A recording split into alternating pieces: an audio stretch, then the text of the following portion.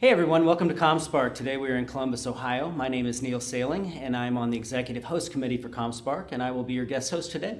Today we are here with Mike Hofherr. He is the Vice President and Chief Information Officer for The Ohio State University. Mike, thanks for being with us today. No, thanks for having me. I appreciate it. Yeah, so before we get into some of the questions that we had prepared for you, I thought maybe you could just share a little bit of information with us about what are some of the challenges and or opportunities within the university space right now from an IT perspective.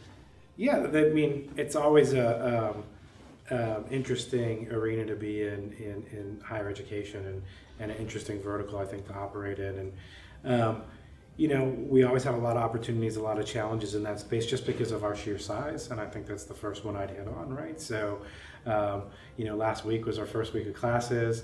We have over 50,000 students on our Columbus campus. 20,000 of those students live in residence halls that we, manage and provide accommodations for, and they expect an experience like their home. And that's the connectivity that they have at home. That's the, ability to get something to eat, walk down the hall, see their friends, whatever. So, the scale, right, is always a challenge. The many acres we have of campus and buildings and making sure people are connected. And I think the other big challenge is just the vastness of what we do. We have a football team. We have $1 billion of research. We have, multiple colleges and units that are teaching students, discovering new knowledge, right? And making sure that all of those needs are met through a technology portfolio that's efficient, that's modern, that's scalable is always our biggest challenge. I think our biggest opportunity is that one, I have the privilege to work at somewhere that creates new knowledge, right? And that's exciting, right? That's fun. And I have access to those 50,000 students that are full of new ideas. And one of the things I challenge my team a lot with is, I firmly believe if you don't have someone that's 25 years or younger on your management team or your executive team, you're missing out on radical shifts in thinking. Yeah. And if you need any of those people, come talk to me, because I have access to a lot of them, and they want to talk and they want to share their ideas. But really having the ability to go out and talk to those students and understand what they think the workplace of the future looks like, they think what education in the future looks like, is exciting. That's very exciting. So what role do you see technology playing in the workforce in the next 10 years? And are those roles of technology, do you see maybe more user and builder becoming more intertwined? Yeah, I think it's an interesting place where we're at. And I also, talk a lot about, sit down, close your eyes. In 10 years from now, do you see us having more or less technology? And I think most people close their eyes and open their eyes and say more, right? Yeah. And we can have long conversations if that's good or bad, right? But the reality is it's here.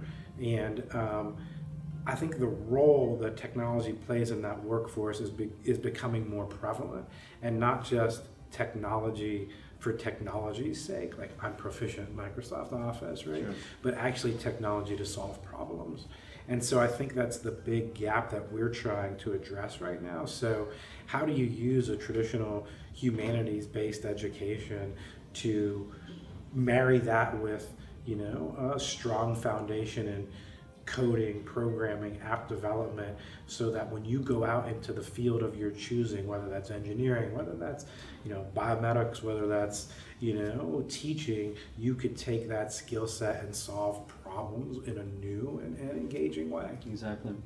Do you find that the rise in cyberattacks is creating a lot more dialogue within the team and within the students themselves who might be pursuing that as a career? Yeah, I think from a cyber attack perspective, people are aware, right? It's becoming part of the lexicon we use every day. These, Cambridge Analytics and what happened at Facebook. People are talking about this in a way they're understanding what their data means to them now. I think there are generational gaps, though, in terms of what someone maybe like me thinks we should do and what data needs to be protected, and maybe what an 18-year-old thinks what data should be protected.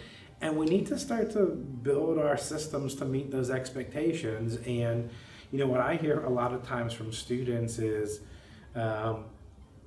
more willingness if they know that data is being used for the right purposes, and to share that data, right? Where I think an older generation is more protective of that data, and I just think it's the world they live in, right? Absolutely. It's not technology to them, it's just the ecosystem that they've been brought up to accept, right? Yeah. Very different mentalities there. No, it really is. Yeah. So how do you think technology will change the higher education landscape for future students? And as CIO, what role do you play in championing technology career readiness resources for the students? Yeah, one of the, I think it's prevalent, right? I think it touches everything that we do. And I think one of the things we're doing at Ohio State to address that is an initiative that we're calling Digital Flagship. Mm-hmm. And so while part of this initiative is device initiative where every student receives a piece of technology, the second part of that initiative is every student having access to coding curriculum so that when they leave the university, they could have certification duly branded from Apple and Ohio State that says I'm competent in this skill set. And then the third part is using that in this burgeoning app economy to build and solve new problems, right? And the problems they're going to solve are the ones that directly impact them. So they're going to focus first on, what's this new skill set I have around app development or coding or programming to help, one, make my educational experience better, and then two, how do I take that and translate it into the workforce? That's exciting. Having a son in college, that's I like to hear that kind of discussion. Well, I think it's filling a whole bunch of workforce needs that we have as well, right? And so you look around the country, we have these big gaps in app development, we have these big gaps in coding. If I could have 5,000 people, which is only 10% of my undergraduate population, come out with a coding certificate, we're really making a dent in that. Absolutely. So what are the key leadership traits that you found essential as a technology and higher education leader? And are these skills that you wish you would have learned earlier in your career? Yeah, I've been fortunate to have really good mentors throughout my career, mm-hmm. and I think that's something that I feel I'm playing more and more a role of now. And I think when I go out and talk to folks about key skills, the first thing I talk about is relationships and the ability to build relationships. And you don't build relationships in times of crisis. Yeah. You build them beforehand. And that's a lot of coffees, that's a lot of drinks after work, that's a lot of lunches, breakfast, dinners, everything in between. And earning people's trust that you're acting with their best intent. So I think that's one, the ability to build and establish relationships. The other, I think, is the ability to look at a problem and bring a creative solution. So I joke with my team a lot that if you bring me stuff on Friday afternoon, maybe I don't need you that much, right? It's a jest, it's joking, right? But there's some truth to it too. If you're on my team, I expect that you're solving these problems, and the only time you're bringing me things is when you need my help to work through solutions, right?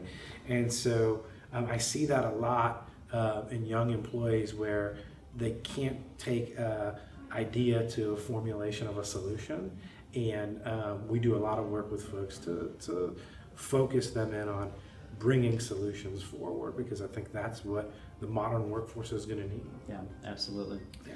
Well, thank you so much for your time and your thought leadership today. We really appreciate it, and we look forward to following the OSU Buckeyes as they go forward this season. Yeah. I really appreciate it. Thank you. So thank you, everybody, for joining us today. We appreciate your time, and for more information, please visit comspark.tech.